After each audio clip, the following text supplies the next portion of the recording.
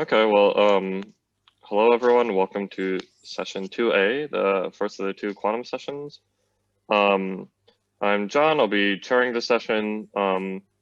So I guess for people, if you have questions, you can either add them to the chat of the Zoom call, or you can go to the Slack channel for the session, and I'll be monitoring that as well.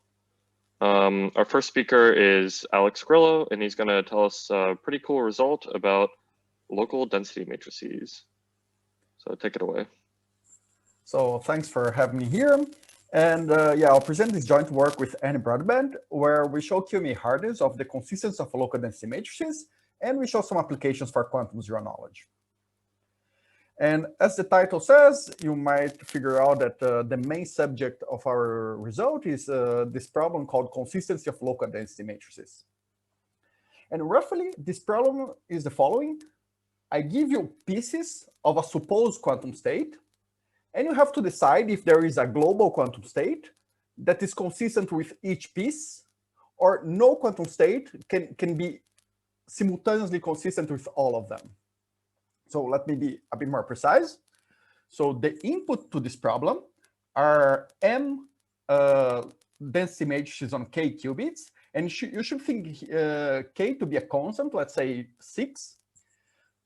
And these density matrices, they act on different sets of qubits. So as I depict in this figure here, I just put it in 1D for simplicity of the drawing, but it could be an arbitrary set of states, subset of states, of qubits. And we have to decide if there exists a global state psi that's consistent with all of these reduced density matrices, meaning that the trace of psi on the qubits corresponding to rho I minus this rho I, the trace distance is exponentially small for all density matrices, or if, on the other hand, for every quantum state, there's always one local density matrix that is far from that state locally. And our main goal here is studying how hard this problem is. And to be a bit more formal with that, let me just recall about quantum proofs. And just to start from zero, so let me just recall about NP. NP is the language, is a complexity class that describes efficient verification, efficient deterministic verification. So we have a deterministic algorithm that receives two inputs, X, that you want to decide if it is a yes instance or no instance of the problem, and Y, that's a candidate proof that to show the verifier that it is a yes instance. And this algorithm should accept or reject. And the problem is in NP, if for this verifier, if X is indeed in the language, there exists some classical proof Y that makes this verifier to accept. But if it's a no instance, no matter which proof is given, this verifier should reject. And this should be pretty standard for everyone here. But then when we go to the quantum setting, we define we extend this definition in two ways. So first, we allow this verification algorithm to be a quantum verification algorithm. And now we also allow the proof to be a quantum state. But morally, this is the same idea of NP. So for yes instances, there exists a quantum proof that makes this verifier accept with high probability. But for no instances, no matter which quantum proof is given, this verifier should reject with high probability. So going back to our consistency of local density matrices problem, back in 2006, Liu showed that this problem is contained in QMA. And it's not that surprising. So the idea is that the QMA proof for this problem is just the state that is consistent with each of these local density matrices. And Liu also gave partial results that this problem is QMA hard. And in particular, he shows that this problem is QMA hard under two reductions. But two reductions are not the ideal way of having hardness or completeness for this type of classes. So he conjectured that this problem is also QMA hard under Karp reductions. And the main contribution of our work is showing that this is indeed true. We show that checking the consistency of local density matrices is QMA hard even under carp reductions. And this is important for two main reasons. So first, we can have a lot of applications for complexity theory because we're having a new conceptually different complete problem for QMA. Because for now, for instance, we know, okay, tens of complete problems for QMA, but they all fall in, I don't know, they are all clustered around 5 main problems. And now we're adding a new fundamentally different complete problem for it. And we even propose a new way of saying proofs by defining these locally simulatable proofs. Secondly, more important to practice or whatever it means, we use it to provide more efficient zero-knowledge protocols for QMA. And I think, on the 4 minutes that I have, I'll try to explain, to give the idea how we prove this theorem and show this very simple zero-knowledge protocol that you will get from it. And to show QMA hardness of the CLDM problem, we start from the hardness of the local Hamiltonian problem. And this hardness, it comes from this circuit to Hamiltonian construction from Feynman Kitaev, where given a verification circuit that's composed by a lot of, let's say, 1 and 2 qubit gates, and given this initial state that contains the proof and the ancilla qubits that is given to the verifier, what this reduction does is it describes some Hamiltonian HV. And it has this property that if the verification algorithm accepts this high probability, then you have that the history state of this computation has low energy in respect to this Hamiltonian. And the history state is just a superposition of every snapshot of the computation tensored with the timestamp. So you have a clock register telling what step you're simulating, tensored with what's the snapshot at that time. And what Kitaev also showed is that V accepts very low probability, then actually all states have high energy in respect to HV. And the way that you show that CLDM is QMA hard for k equals 6 is that instead of considering the original QA computation of the problem, we consider its encoded version. And once you have this encoded version of the verifier, we can show that its history state, we show that we can compute the reduced density matrices of its history state, and it serves, we can use it as the input to the CLDM problem during the reduction. So let me explain a bit more in detail. So here, instead of receiving the quantum width psi, this new verification algorithm expects the encoding of psi. And then the verification algorithm will just perform the original verification algorithm on encoded data. So you can borrow these tools from fault-tolerant quantum computation. There are some technicalities here that are not important, but I'd like to highlight just for being more precise.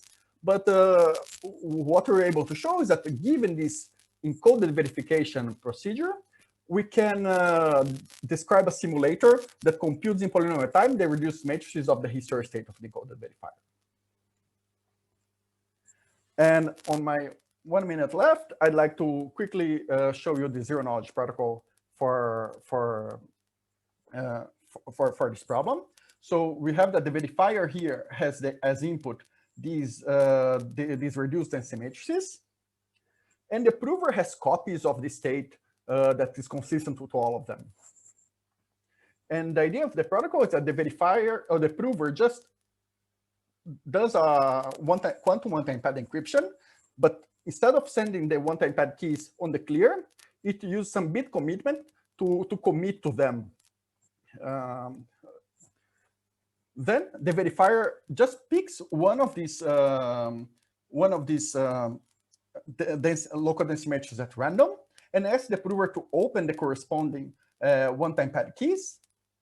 the prover sends back the keys, the verifier opens, and I didn't explain all the details, but the idea is that when the verifier opens the corresponding one-time pad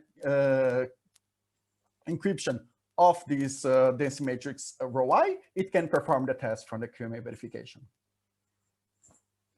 And roughly, we have that the zero knowledge holds because the only thing that the verifier is seeing here is a reduced density matrix that he already knew before because he had the classical description of this density matrix. And sorry to rush, but yeah, I just wanted to finish on time. So thank you for your attention.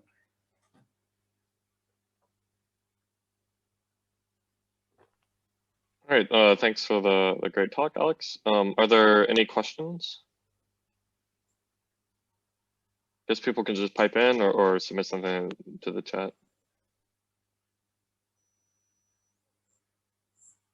Hi, Alex. So if you're thinking like quantum PCPs, does this give you a different formulation of the PCP conjecture? Yeah, you could. Given this hardness problem? Yeah, you could say that the hardness is because here, okay, here we have one exp and one over poly, like the completeness and soundness parameters. You could have it for constant, but it's not clear if it's okay. Yeah, it's not clear to me now if it implies the I don't know, the proof verification version, for instance. Yeah, so my question, I guess, is does the reduction preserve the parameters? Oh, okay. If you have a quantum PCP, then the constant here like is also QMA hard. Like the constant, if you have constant gap in the Hamiltonians, you have constant gap here. Okay, and does it go the other way? If you prove no, because when you prove completeness here, we rely on the hardness of local Hamiltonians. Ah, okay, great. So yeah, then I don't know. know. Yeah. Okay, thanks. Are there any other questions?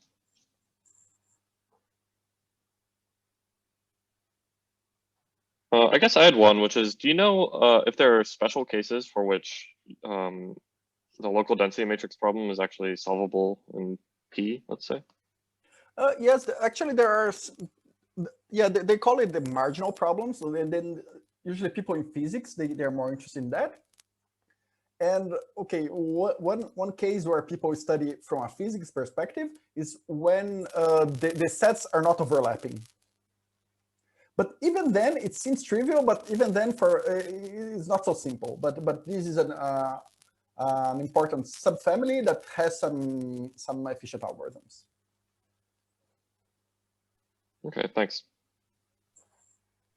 Oh, any other questions? Okay, yeah, I didn't put any open problem, but one open problem that I think now is that we can only prove it for k equals 6 because we cannot use the more sophisticated local Hamiltonian problems, and one open problem is proving it for, let's say, k equals 2, let's say.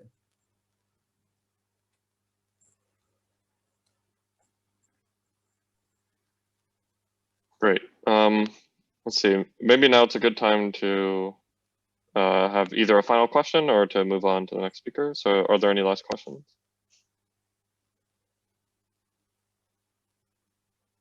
All right, if not, let's thank Alex again. And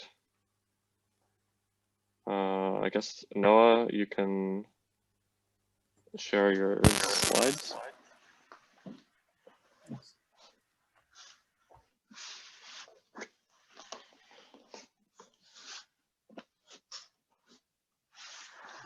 And just so I nail the intro, how do you say your last name? Is it Shuddy? Yes, that's correct. Okay, great.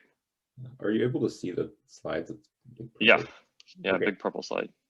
Thanks. Shall I get started? I guess we can wait until 2:15. Okay.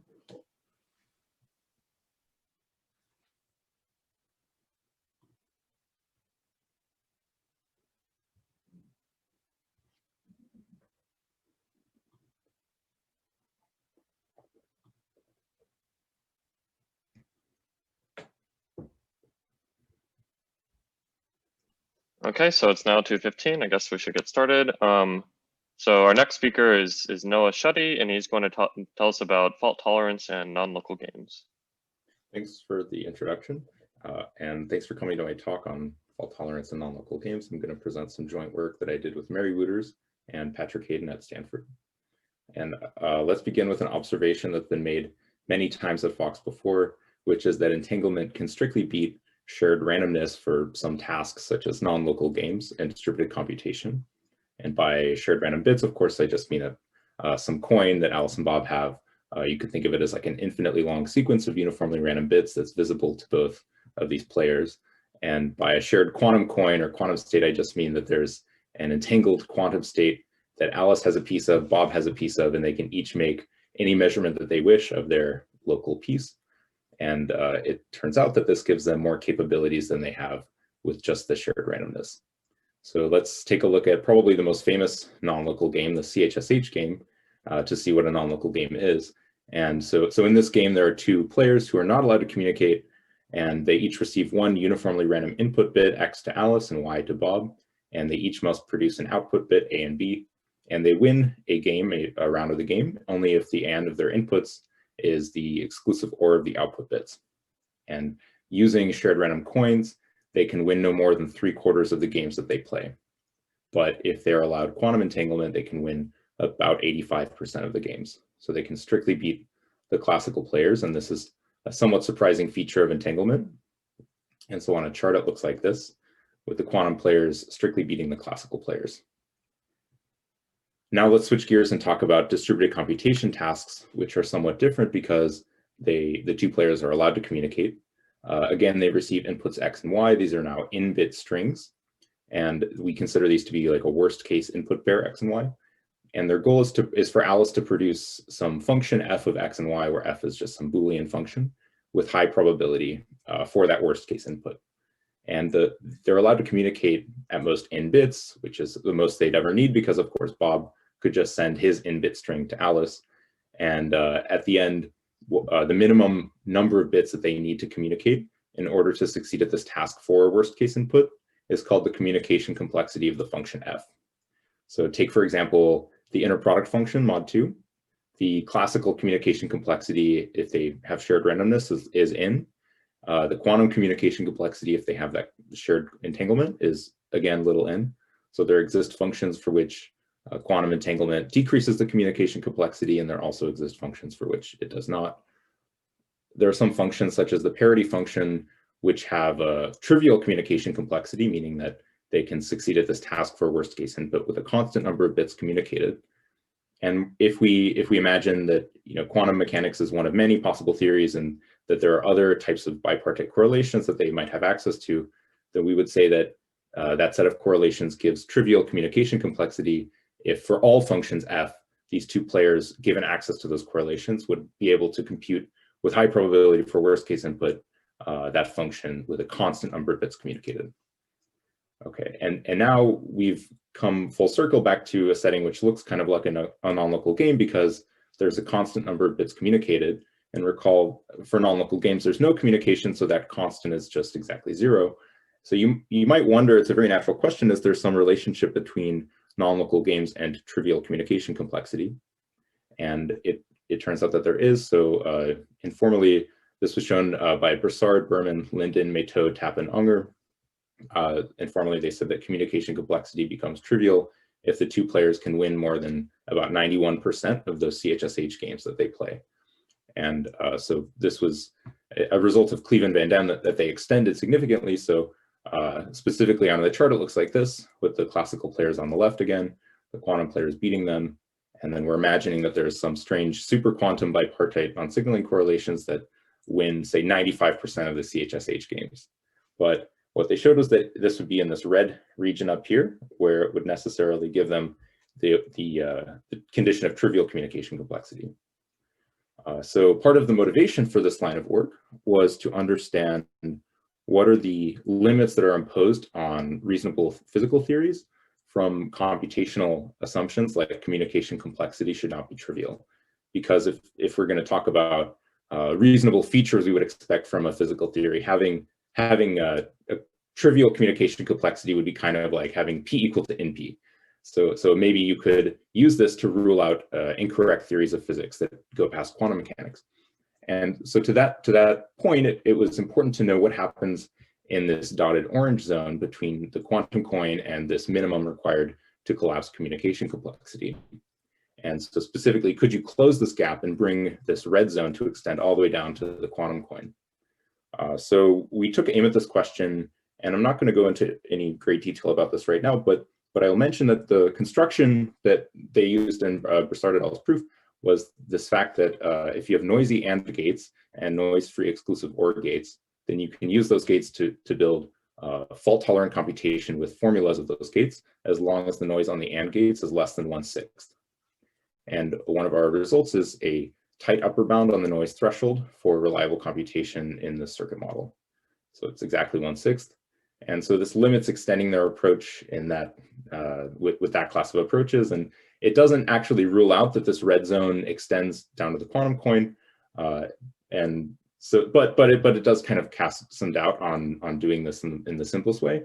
So you might wonder then if there's some other non-local game where you do have this feature that any super quantum success probability immediately causes communication complexity to become trivial.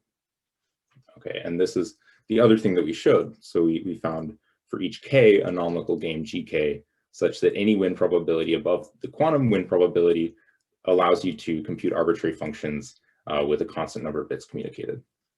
And interestingly, this goes the other way. So conversely, if communication complexity is trivial, then there is some k such that the win probability for that game gk exceeds the quantum value. So on a chart like before, it looks like this, where the classical players are on the left, the quantum players strictly do better, and we can imagine that there's some strange post-super quantum correlations that let them win still more often, but any of those would be in this red zone that has trivial communication complexity.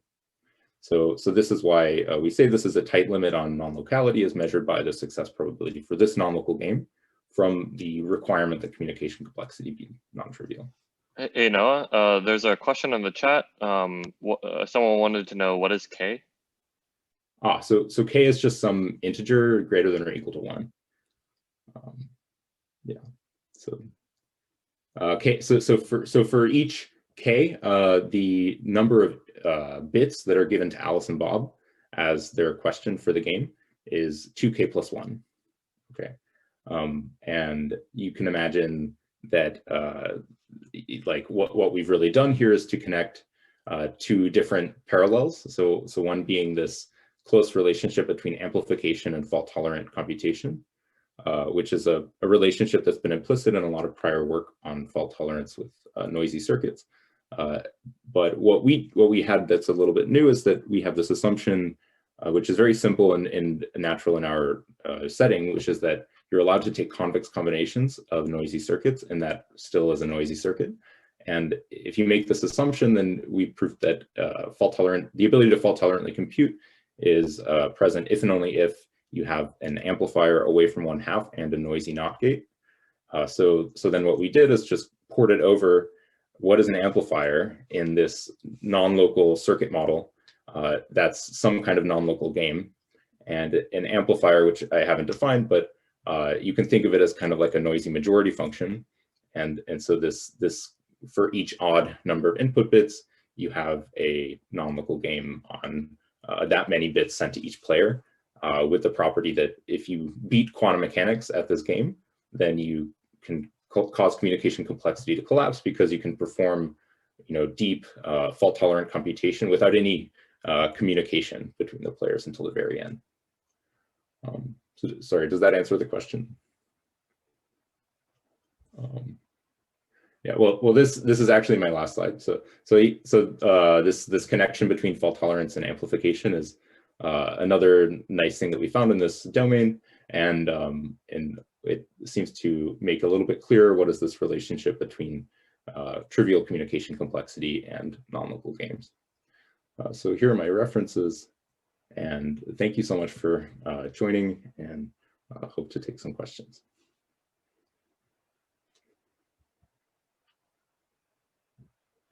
All right, so yeah, let's thank the speaker.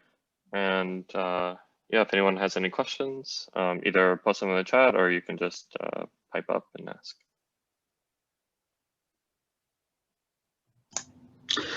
Can I ask a question?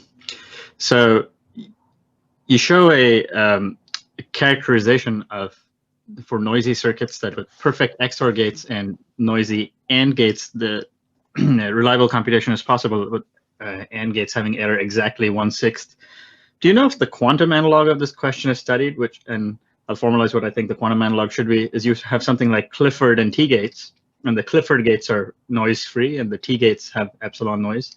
And what would be the noise threshold on the T gates to get universal quantum computation? Yeah, this is a great question. I guess a related point is like magic state distillation, and there's been a lot of work on the minimum fidelity you need in order to be able to distill like T states, and if you have noise-free Cliffords. But yeah, so in general, having different gates that have different noise rates is a kind of understudied problem in classical fault tolerance, and I think it's even more relevant in the quantum setting. So hopefully there's more work on this. Okay, I have a question too. In the converse of theorem 2, when you say, and I read you, if computation complexity is trivial, there is a k such that probability of gk is above quantum value.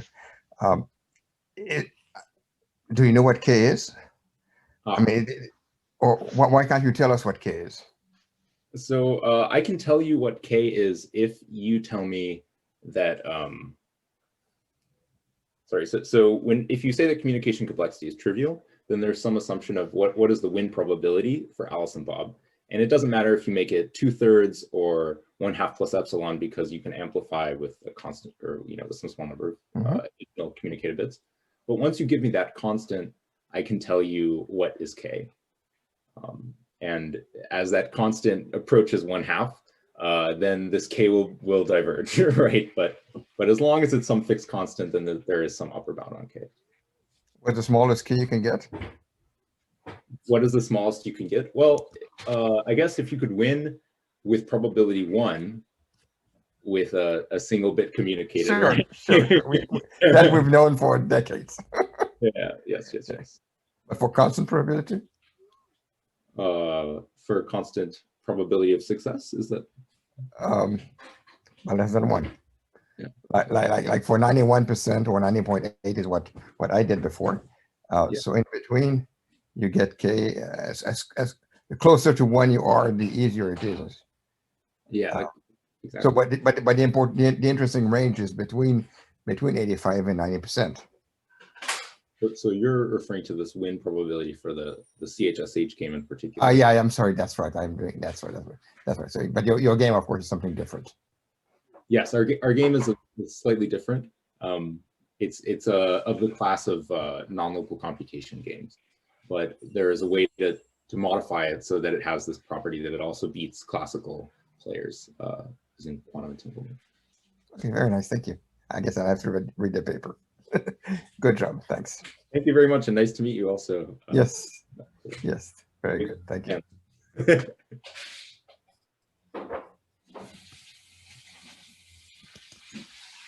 Okay, we have time for maybe one more question.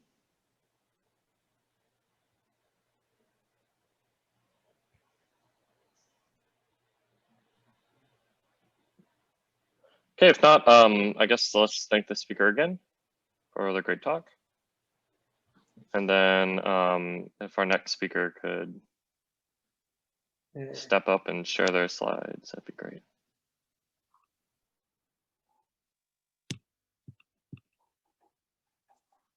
Do you see my slides? Yep. Okay, great.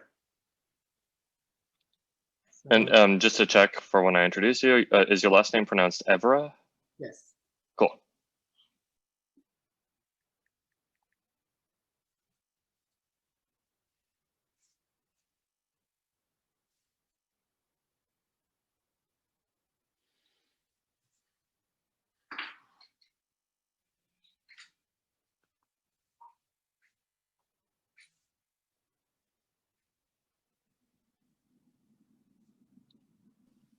All right, so let's get started. Our next talk will be by Shai Evra, and he's going to tell us about a new quantum coding construction. Okay, thank you very much for the opportunity to speak here. I would like to tell you about a joint work with Tali Kaufman and Gilles Zemmour, titled Decodable Quantum LDPC Codes Beyond the Square Root N Barrier using High-Dimensional Expanders. Okay, so this work is in the theory of quantum error correcting codes, and specifically we will concentrate on the CSS codes, which one can think of as just a pair of two classical codes, an X code and a Z code, or what is the same, a pair of their parity check matrices, who has the same, so they have the same number of rows, and their row spaces are orthogonal to one another. And a different way of thinking about the CSS code, which is a more geometric point of view, is to interpret them as a two-dimensional chain complex.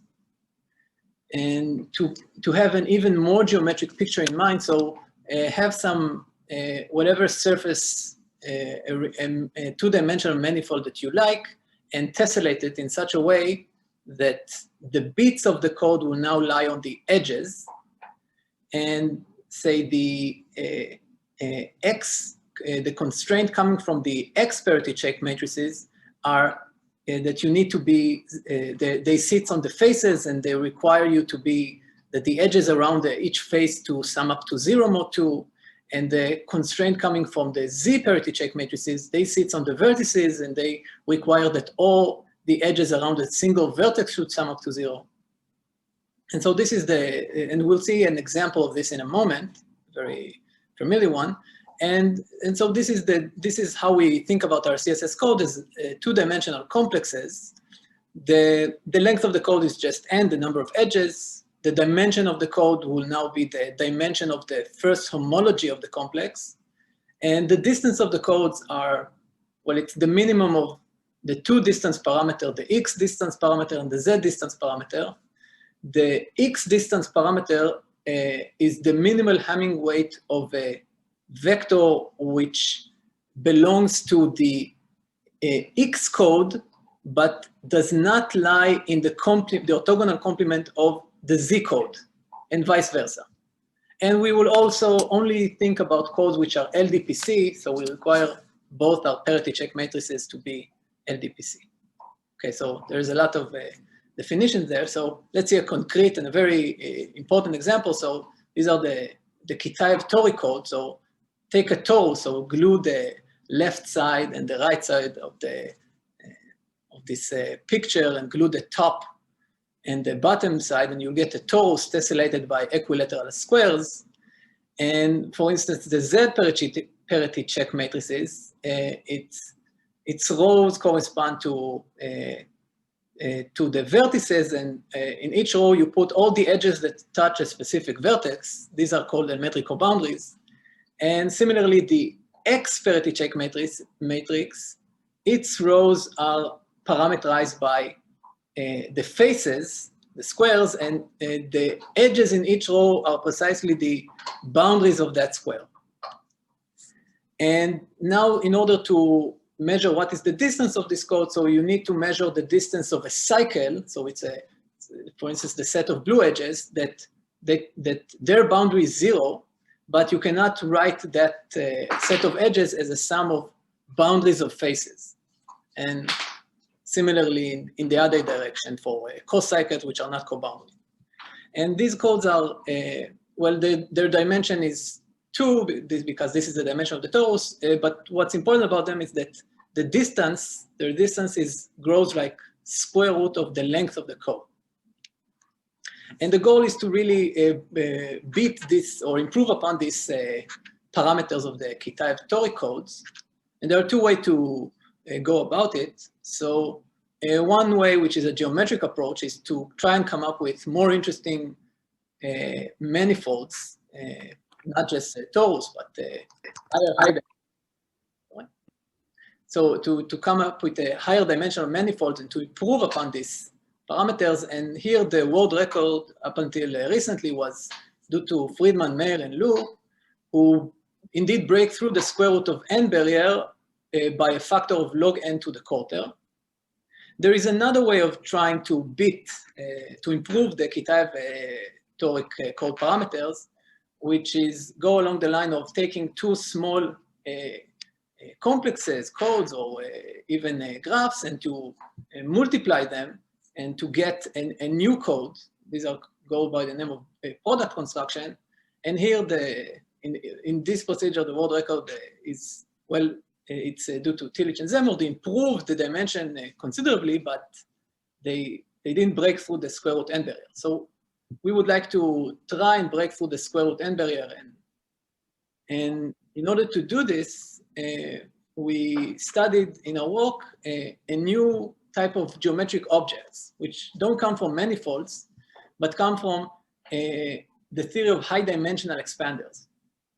And even more specifically, the Ramanujan complexes, or what are called LSV complexes, constructed by Lubotsky, Samuels, and Vishne, which are bounded degree simplicial complexes, which are highly complicated, both locally and globally. Here is a local picture of what it looks like around a single vertex in the complex. So it's not recommended to try to picture them, and they're definitely not manifolds. But on the other hand, although they're very complicated, they are quite explicit. So they're essentially just Cayley complexes or clique complexes of Cayley graphs of this specific group PGR3 over a finite field and a specifically constructed generating set. And these complexes have all sorts of nice properties, and we know enough to construct families of them with non-zero homology that will give us non-zero codes. But what's most important about them is their local feature. So you take any vertex in that complex and you look at the edges and triangles that touch it. And what you'll get is a graph surrounding it. It's called the link of the vertex in the complex. And that link is, surprisingly, it's an excellent expander. It's the incidence graph of points versus line in the projective plane. So it has terrific expansion properties. And from this excellent local expansion, through the theory of high dimensional expanders, we are able to get excellent global high dimensional expansion property, like the following property, saying that if you have a set of edges that you cannot reduce it by adding a coboundary of a vertex, and that set of edges is bounded by a linear amount of edges of the entire complex, then the co-boundary of that set of edges must be large. This high dimensional expansion property translates directly to a linear lower bound on the x distance of the associated code. Well, unfortunately, the z distance, it's not that great. It's essentially logarithmic, the size of the complex, which kind of makes sense because the z distance is essentially the girth, and we are dealing with bounded degree complexes.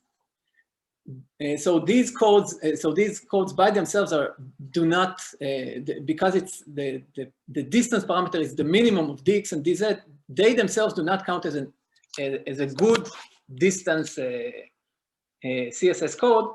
But what's important to note is that the product of their parameters surpasses the n. So it's actually, it goes like n to the log n.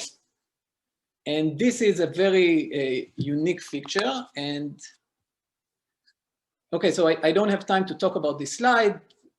Maybe I'll just say that high dimensional expansion also give us another feature for complexes, for these LSV complexes, which is to say that they are locally decodable in the X errors up to a linear amount of errors.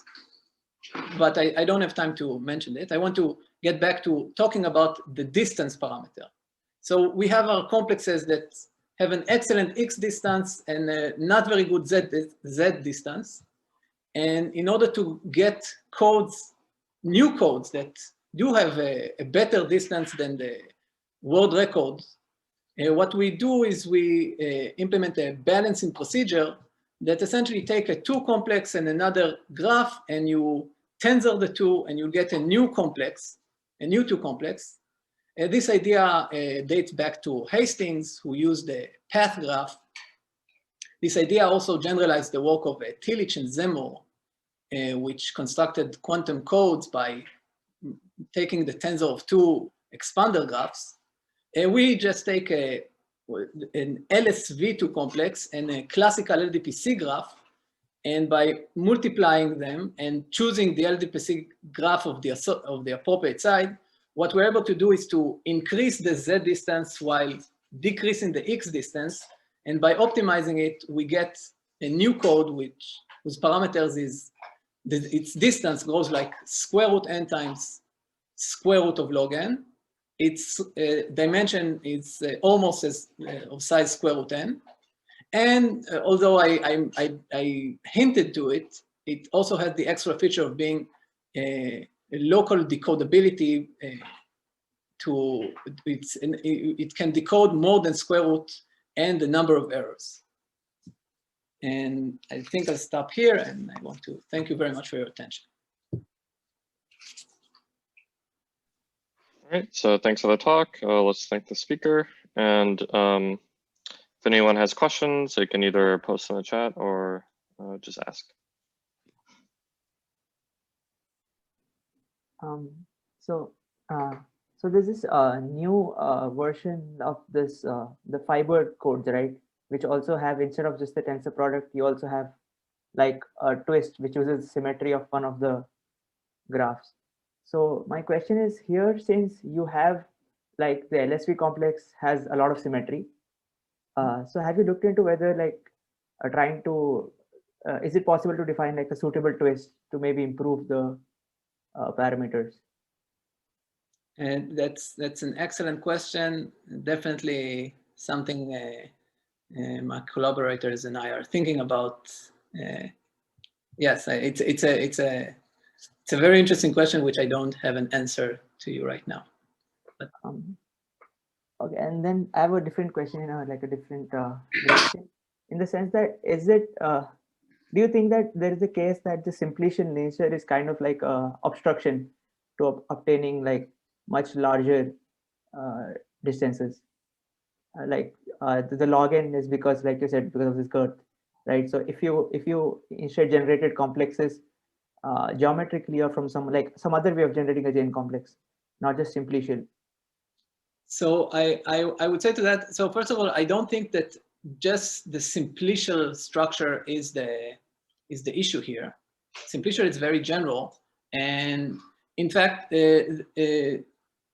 if you're talking about the specific complexes that go under the name of LSV complexes, then, well, for them specifically, one might suspect that maybe the Z distance don't grow very well. But even that's a guess. That's nobody has anything to has the ability to prove anything like that. And what's more is that if you go to higher dimension, you really need to be careful about what you conjecture when you say that the Z distance does not grow very well, because we do have interesting simplicial complexes coming from other interesting objects that people have thought that the distance grow logarithmically, but in fact it grow like a power of n, maybe n to the 0.1. And this was, so just saying that it's simplicial shouldn't have any effect. But we don't know how to prove better lower bounds than logarithmic. I don't know if it answers your question. But. Yeah, it does. Thanks for that. Okay, so I think we should thank the speaker again. And any more questions can be taken offline. So let me do a little hand clap emoji. And so now I think we could get the next speaker to post to share their slides.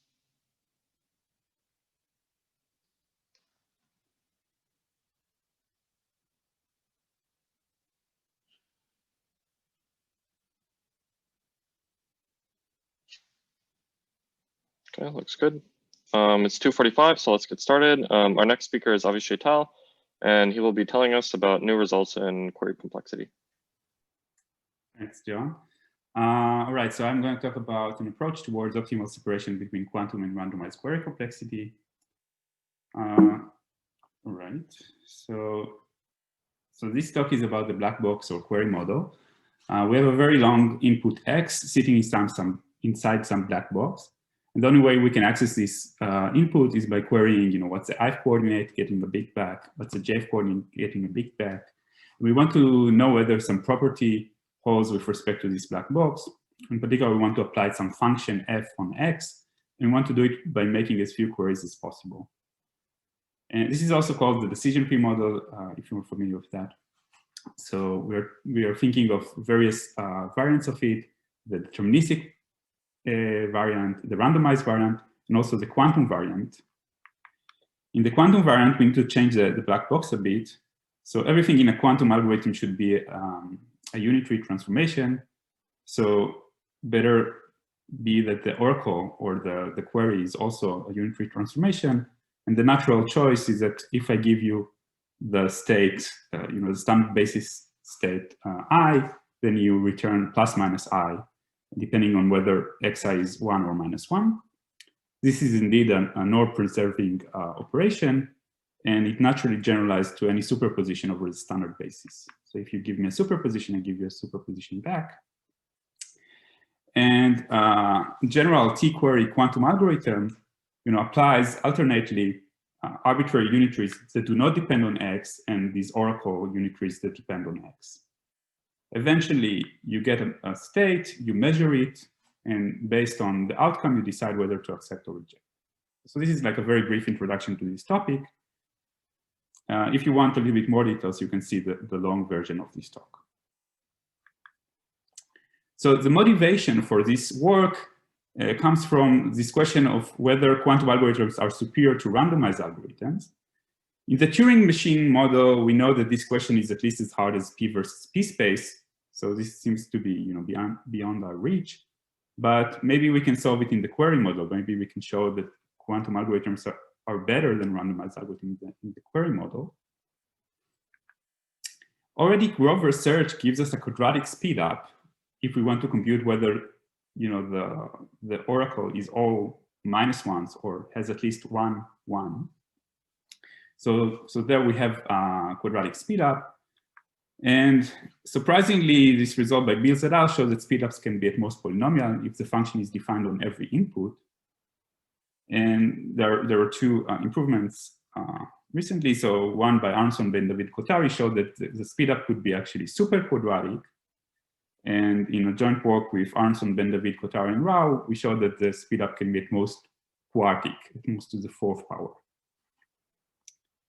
Okay. So it seems that in this regime, the speedups are polynomial, but not more than that.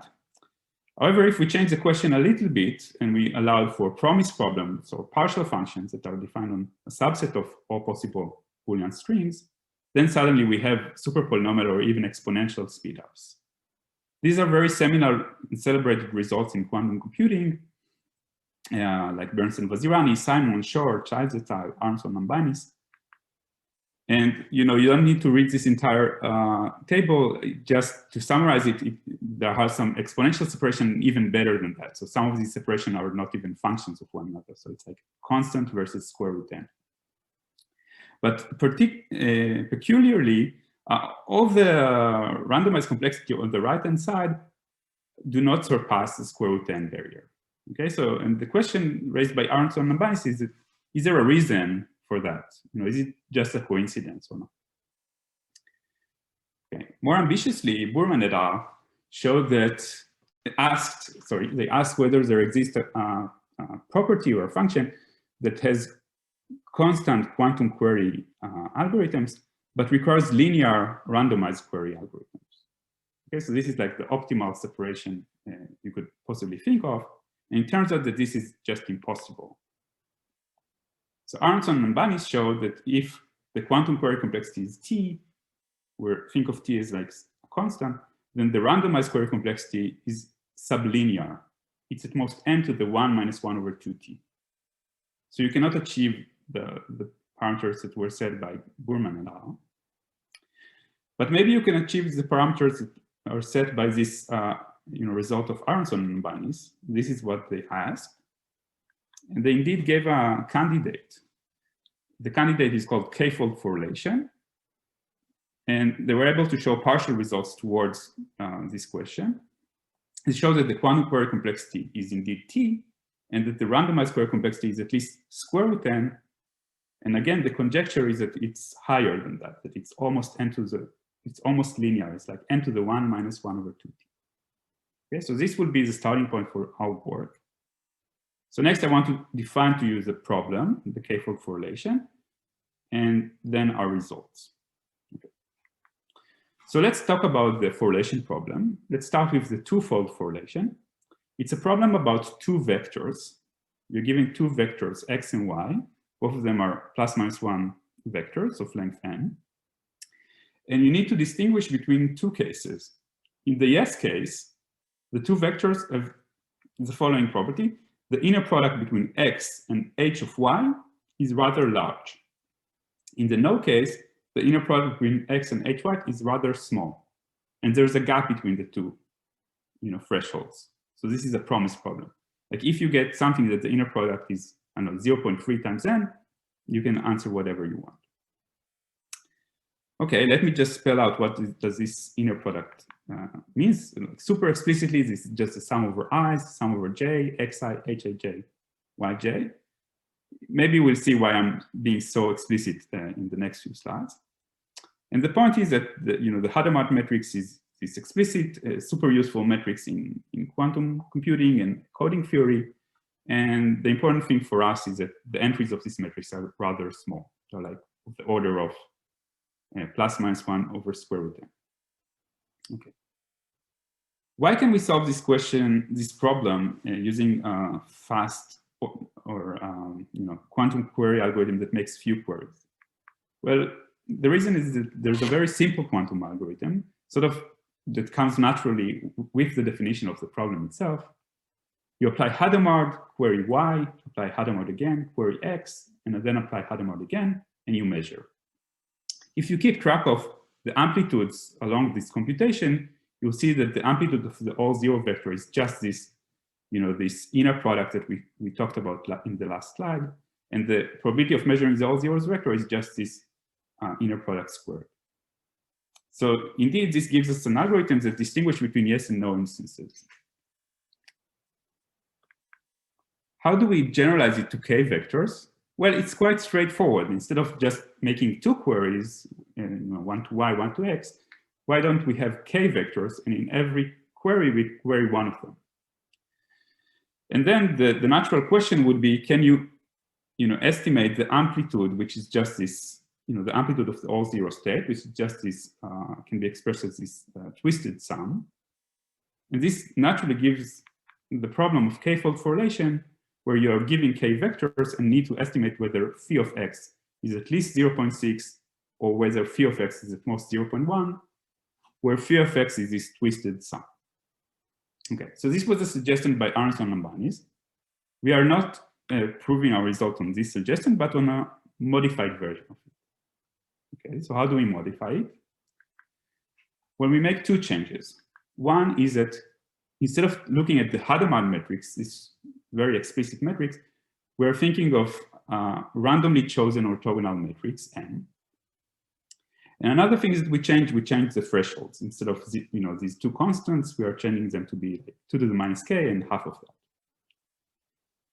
I want to focus on the important change, and the important change is that we rely on properties that hold for random orthogonal matrices, but do not hold for the Hadamard matrix. So for that reason, we use these random matrices, and that's why we change the name from Forrelation to Rorrelation, R for random. Okay, our main result is as follows. No matter how you choose M, you can always apply the same quantum query algorithm that we saw earlier. So you can solve the question using an efficient quantum algorithm.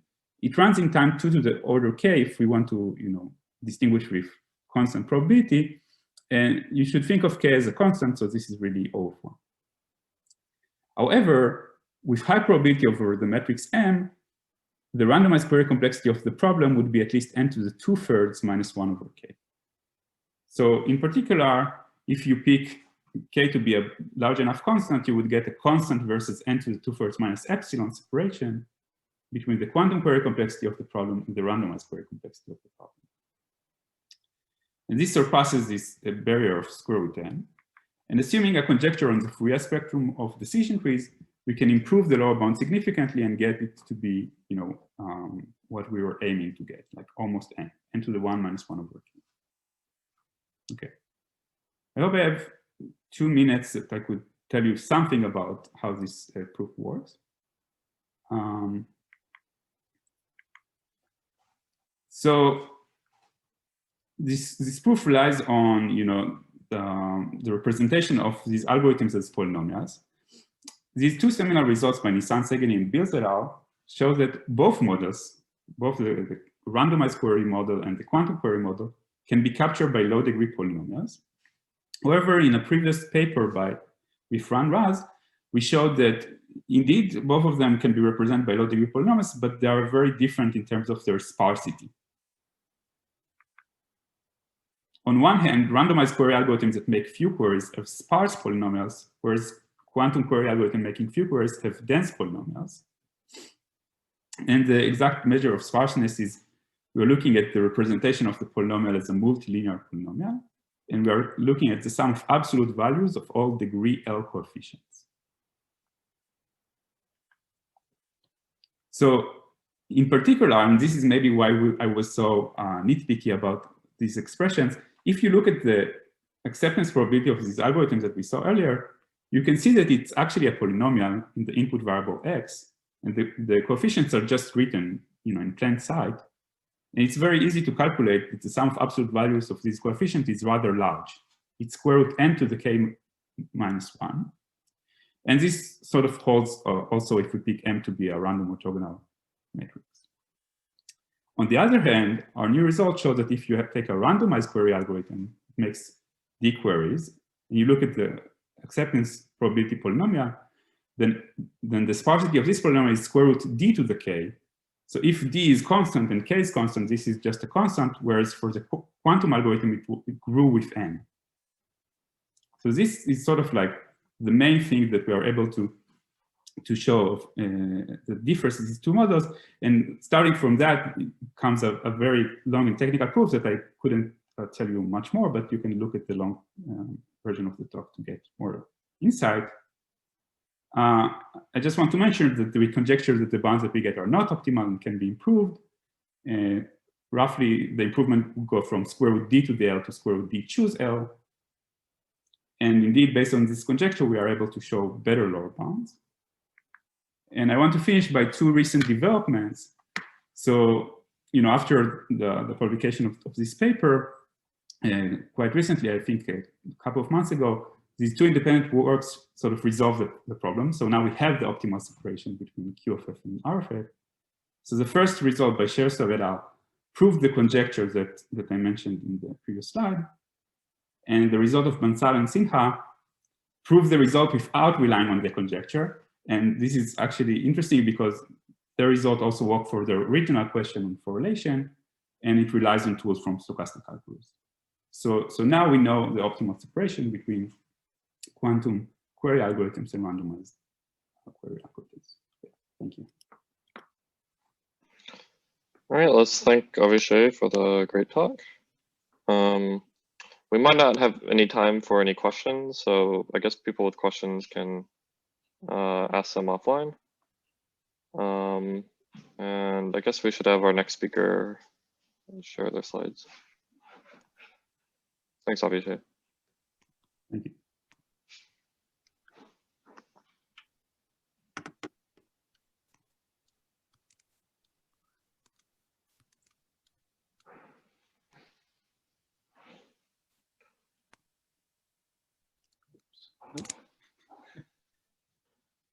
How's this? Does this work?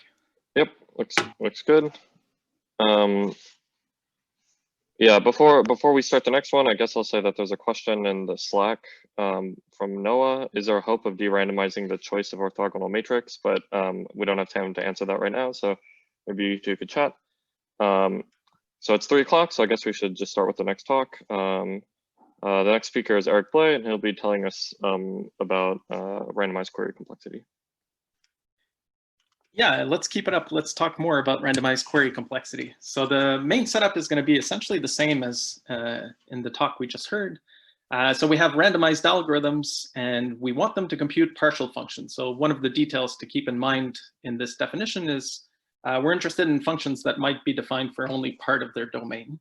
And we only care about those values where it's defined. And we want the randomized algorithms to be correct with probability 2/3 on each of those inputs. And we're just measuring the number of bits that the algorithm looks from the input in the worst case to try to figure out the complexity of this algorithm. So this is a very nice model because it's very simple and it's very explicit. There's lots of things we can say about it. And because if you like decision trees, it is just like we saw in the last talk, it is just equivalent to randomized decision trees. So it's a very clean combinatorial model. So once we have these models that we're looking at, there's all these nice basic questions we can ask about them. We can ask about how it relates to different complexity models like we saw in the last talk, or we can ask about very basic operations on functions.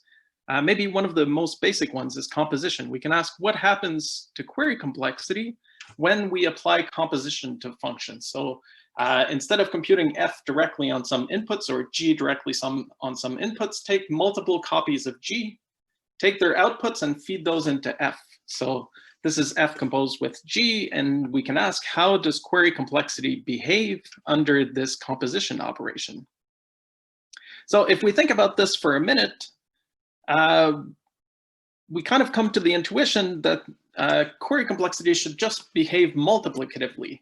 So essentially, if you have an algorithm for f, run your algorithm for f, and every time it tries to query one of its bits, you just run your algorithm for g to compute the value of the output of g on that input. And then you get actually like the product of their query complexities as the output. And so this intuition, it turns out, is exactly correct. So if you're in the deterministic model, you have that composition just translates into the product of query complexity. And if you're in the quantum setting, the same is true also. So asymptotically, just composition becomes a product. Everything is very clean, very nice. So of course, now the reason I'm here is because once we start talking about randomized query complexity, it's not as clear. But it does seem reasonable to conjecture that the same is also true for randomized query complexity. So here we have to kind of already lose a little bit of the cleanness of the model. We have to have some tilde in there, simply because if you're looking at the upper bound, you have to maybe do some error reduction by amplification to actually kind of get everything to work with the constant error probability. But up to these log factors, we still believe that it should be, composition should turn into the product of the complexities. And here I just mentioned, this is related to a bunch of other basic problems that we like to look at: direct sum, direct product questions, XOR lemmas, lots of other questions that are just special case of composition. So, okay, so what can we say about this conjecture? It turns out that what we can say is kind of far from what we believe to be true with this conjecture. So we have a lower bound that says the composed function f composed with g, its query complexity is at least r of f times square root of r of g. And there's other results where instead you can have r of g in its full linear term, but then you have to replace r of f with some other complexity measures like the sensitivity or other measures that could potentially be much smaller than r of f. And so we kind of have this gap saying, yeah, we have this conjecture, but we can't quite seem to prove it.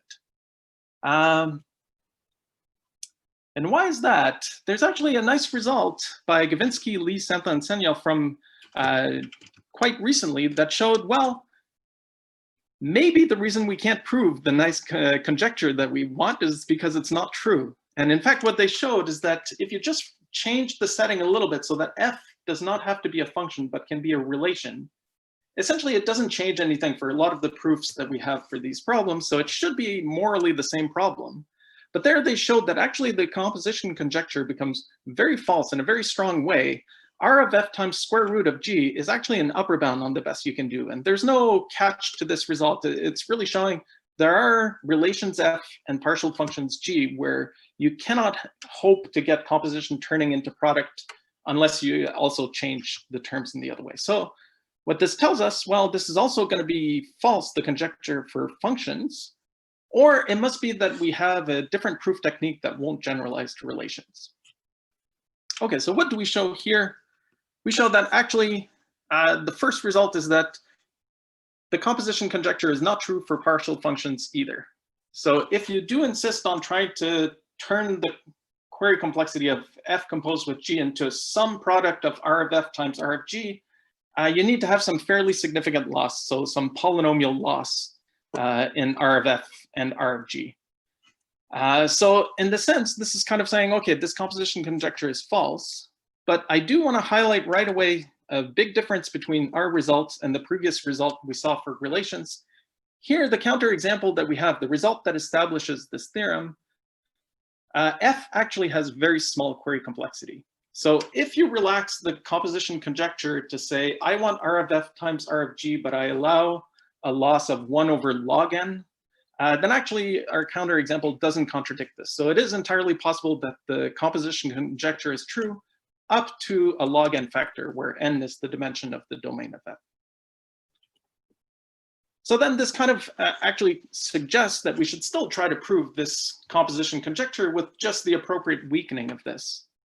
And what we obtain as our actual main result of this is that if we look at a slightly different model of query complexity, noisy query complexity, then we can actually prove the composition conjecture.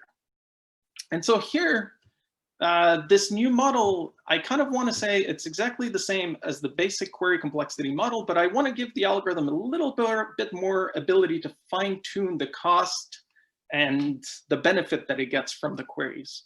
And what's a very natural way to kind of fine tune this? It's to say, actually, the algorithm can query any bit and it can specify an error or a success probability, a correlation amount that it requests.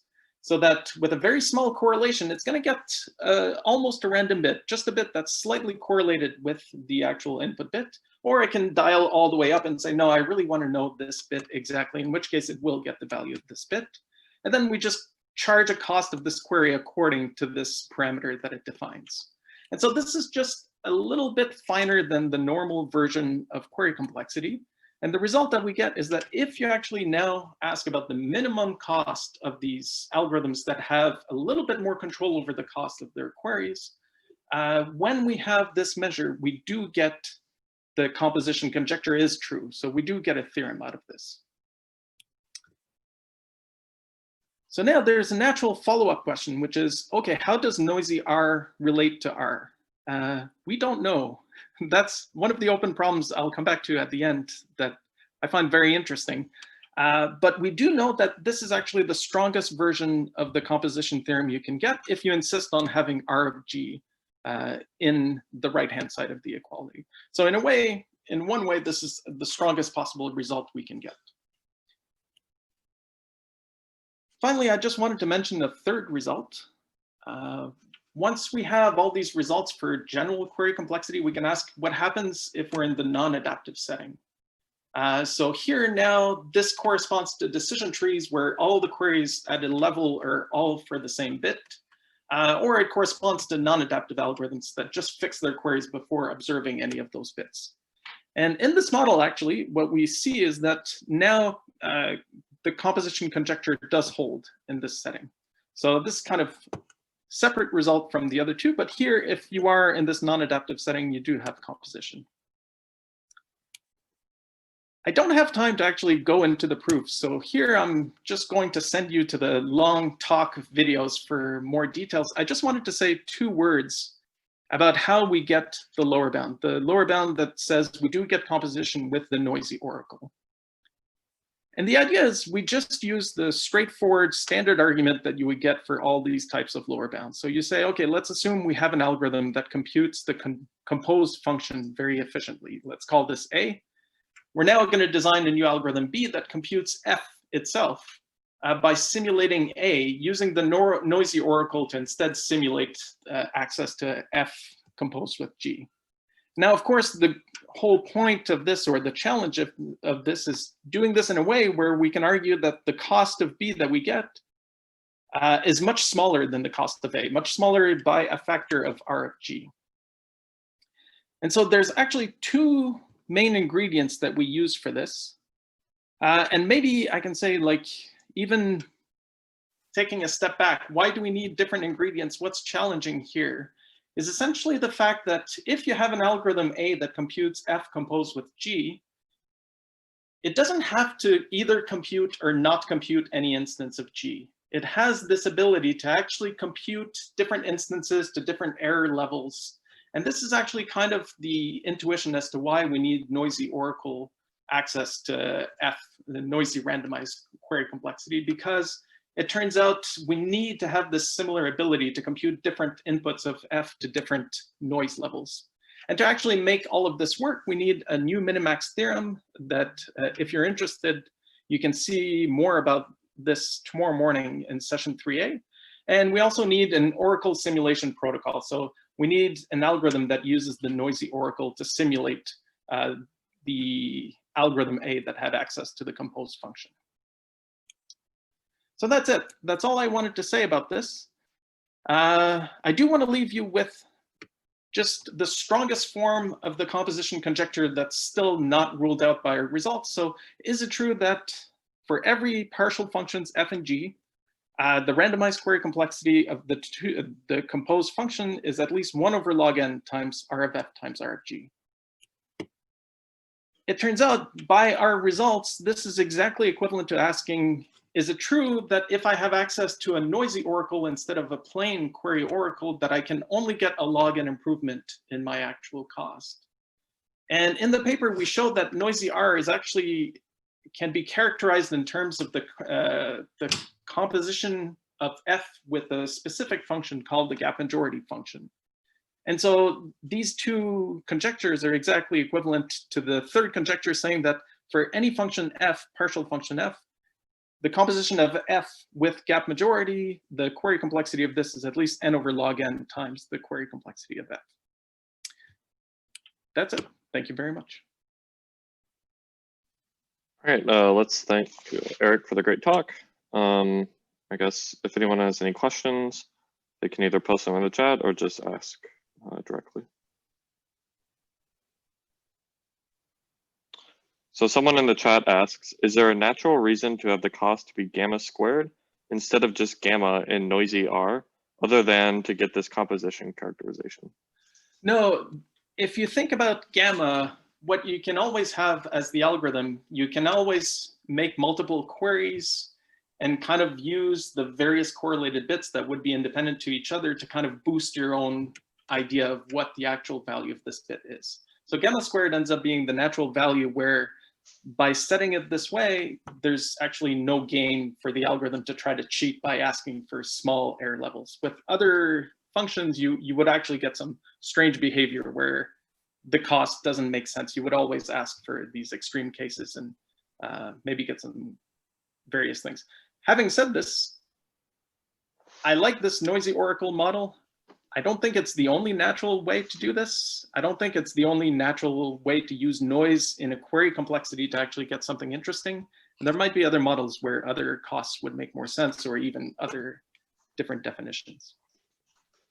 Great, and we have time for maybe one more question.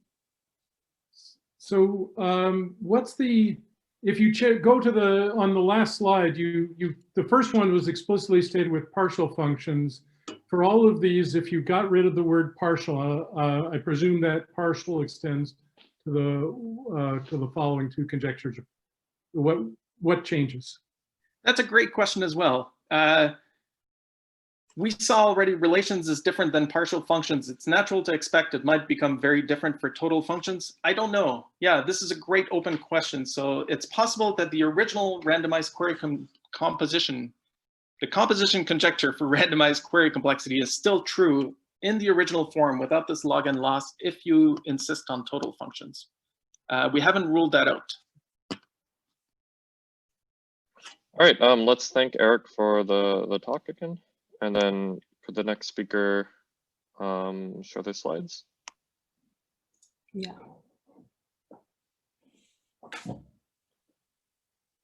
And just to check for when I introduce you, is your name pronounced St. Kelman?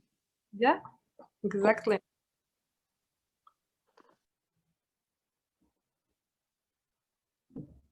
All right, so it's 3:15. Let's get started. Our next speaker is St. Kelman, and she'll be talking about the Fourier entropy influence conjecture. Okay, thank you for the introduction, and thank you all for joining this talk. So I'll talk about the paper towards a proof of the Fourier entropy influence conjecture. This is joint work with Guy Kindler, Noam Lifshitz, Dor Minter, and my advisor Molly Safra. Let's start with basic notions. I guess most of you know this, but let's see. So the n-dimensional binary hypercube is a graph that consists of 2 to the n nodes. Each one is n tuples of 0, 1. For example, we take the n equal 3, and we have edges between every 2 nodes that different in exactly 1 coordinate. A Boolean function is a function of n input bits and the output of 1 bit. So the inputs are nodes of the n-dimensional binary hypercube, and the output is 1 bit. You can think about it as 0, 1, -1, 1, or just 2 colors. For example, we have a function here. There are some special edges in this cube. Those are edges that go in between 2 different values. These are just called influential edges. And now we can define the influence of 1 bit. So you can look at some direction I, and all the edges in this direction, and you can ask how many edges are influential. And this fraction is the influence of the bit I. Formally, this is the probability over all possible inputs that flipping the ith bit changes the output. The total influence is now defined just as a summation over all bit influences, and this considers all the influential edges in the cube. And this is a very important property of Boolean functions. And a key question in this area is, suppose you have a Boolean function with small total influence, let's say smaller than some k. What can be said on the structure of this function? And this question is very important. Come again and again in PCP constructions and sharp thresholds, extremal combinatorics. So it's question worth studying. Some classic results related to this are the celebrated KKL theorem, and for example, Friedgut-Hunter theorem, which says that every Boolean function with small total influence, smaller than k, essentially depends on 2 to the k many variables. So you can think about k in some regimes. For example, if k is constant, this is a very strong result, say that a Boolean function with constant total influence is close to a function that depends on constant many variables. And you can think about larger regimes of k, but you can see that if k is larger than log n, then this result becomes meaningless. And this phenomena appears in many results in Boolean functions. And actually, we know to say a lot of things about functions which their total influence is significantly smaller than log n. And once the total influence is larger than log n, we essentially know to say almost nothing about those functions. And we are interested in structures that say something for these functions. So let's talk a bit about other structures. So for example, Fourier entropies and sparsity. For this, we need the Fourier representation. So every function over the binary hypercube has a unique representation, which is the Fourier representation as a summation over all possible subsets of variables, CS times -1 to the summation over all variables in the set S. This is called the character S. and is equal to -1 if the parity of the variables in the set S is odd, and otherwise it's 1. CS is the Fourier coefficient of the character S. And now we can ask questions about the structure of this representation. For example, how long is this representation, or how large is the largest Fourier coefficient? So formally, the Friedgut and Calais in 1996 suggested the Fourier entropy influence conjecture, which asks whether we can bound the Shannon entropy of the Fourier coefficients with the total influence.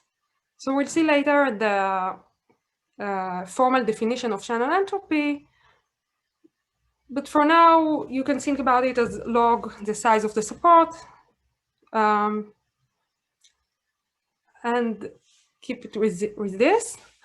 There are many attempts trying to prove this conjecture, which has many applications for Boolean functions. And some researchers suggested relaxation of this. And one of the most interesting is suggested by O'Donnell and others, called the Fourier mean entropy influence. He asked whether we can at least prove it replacing the Shannon entropy with the mean entropy, which is smaller than the Shannon entropy, or at most the Shannon entropy. And so the FMEI is strictly weaker than the FEI, but still it is as wide open as the FEI itself. Another notion which is closely related to the FEI conjecture is sparsity of functions. So let's see what is this. So a function is called Fourier sparse if the Fourier representation of it is supported on a small set of characters, which means that the number of characters with Fourier coefficient not 0 is small. Those functions has short Fourier representation. So why are those functions interesting?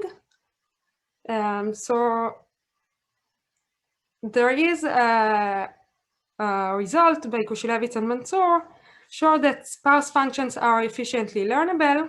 The result is actually a bit stronger and show that also concentrate functions are learnable when concentrate functions are functions that are close to sparse functions. From the Fourier entropy influence conjecture, we get, if it's true, that every function is concentrated and exponentially many in the total influence characters. More recent result by Gopalan, Calais, and Clevans show that concentrate functions are learnable even in the agnostic settings. So the FEI, sparsity, and FMEI are very interesting. So let's see what results we know about them. So we have the Fourier representation, and let F be a balanced Boolean function. The balanced is just for simplicity. And we know that the total influence is small, smaller than some k. So we want to know bounds on the Fourier entropies. So the Shannon entropy, the first one here, is the summation over all characters, Fourier coefficient squared log 1 over the Fourier coefficient squared. This is its definition. And the mean entropy defined to be the minimum over all characters, log 1 over the Fourier coefficient squared. So as we say, the FEI and the FMEI seeks to, they ask whether we can bound them from above with the total influence, with K in this case. And they are still open, and there were many attempts trying to attack those conjectures. So some works, previous works, show Wicker's bound on the Shannon entropy and the mean entropy with other complexity measures. There are some works that prove this for some specific classes. Some of them prove the FEI, some the FMEI. But in terms of total influence, the best previously known results is that the mean entropy is at most k squared. This follows from Friedrich-Conta theorem. And you can see that if k is larger than log n, this becomes trivial, because even a bound of total influence times log n is true for the Shannon entropy for every function, not only Boolean functions. So this is it's much weaker than the FMEI. And one of our corollaries of, not our main result, but one of our corollaries, we showed that the mean entropy is at most k log k. So you can see that this is much stronger than what we previously known, and quite close to the FMEI conjecture itself. We have only this log term to get rid of. And even though this is not exactly the FMEI, we still have nice corollaries from this, like sharp thresholds. And actually, in fact, our result is much stronger than that. And we showed similar bounds for the Fourier-Shannon entropy. I say similar because it's not exactly this, and I won't elaborate now what's exactly mean, but you can see it in the long talk. Instead, I'll talk a bit about concentration, unless you have some questions up to here. So if no questions, so I'll talk a bit about concentration. So concentration, as we say, it's closeness to sparse functions. So from the FEI itself, we get, if it's true that every Boolean function is concentrated on 2 to the k many characters. And if this is true, it would solve Mansour's long-standing conjecture related to sparsity of DNFs and would lead to agnostic learning for polynomial-sized DNFs. So it was prove this, even though even if we can't prove the FEI itself. The previously best known results is again follows from Friedrich-Conta theorem, and have here the k squared. What we showed, this is again a corollary of our results, is that every Boolean function with total influence smaller than k is concentrated on 2 to the k log k many characters. And again, here we have this log term that we wish to get rid of. But it's still, we have non-trivial results. For example, for learning theory, we have new result says that every Boolean function with small total influence is learnable in diagnostic settings. So that's for now. I can speak more about our results or techniques, but let's see what you ask, what you want to hear. Okay, so yeah, let's thank our speaker for the great talk. And I guess at this point we have essentially an unlimited amount of time for questions. So either post in the chat or you can just ask directly.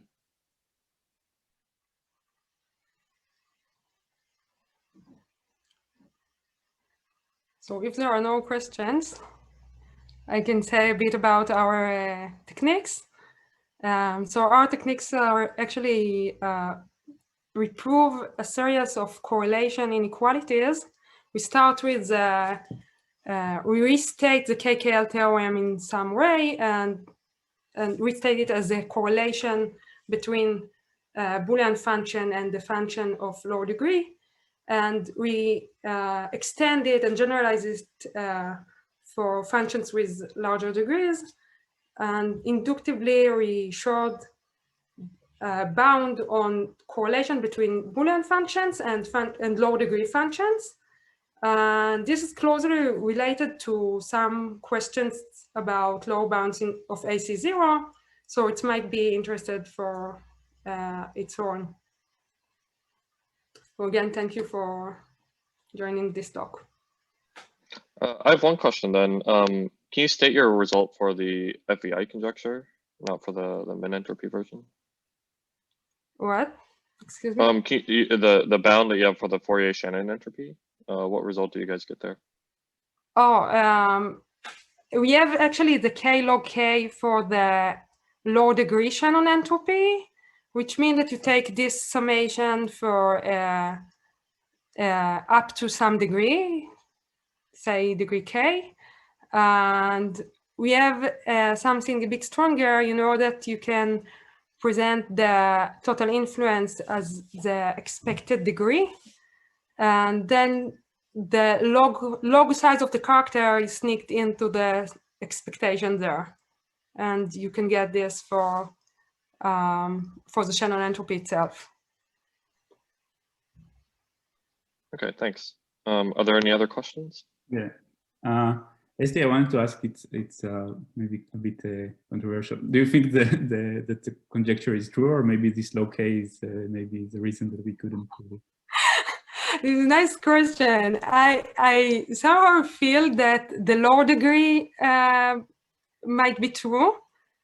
It's more reasonable to be true that the up to degree, if you take the entropy up to degree k, up to degree total influence, constant time influence, and otherwise, I don't know. You know, this is a. Just to mention that the result for Mansour, I guess there were some results on the sparsity of DNF, which is Mansour conjecture, also with this log factor, additional log factor, and it seems that you got the same kind of thing. So it's like two results get the same thing, get stuck at the same thing. Maybe it's not a coincidence, but I have no idea. I mean, yes, it could go either way. Yes, thank you. Okay, are there any other questions?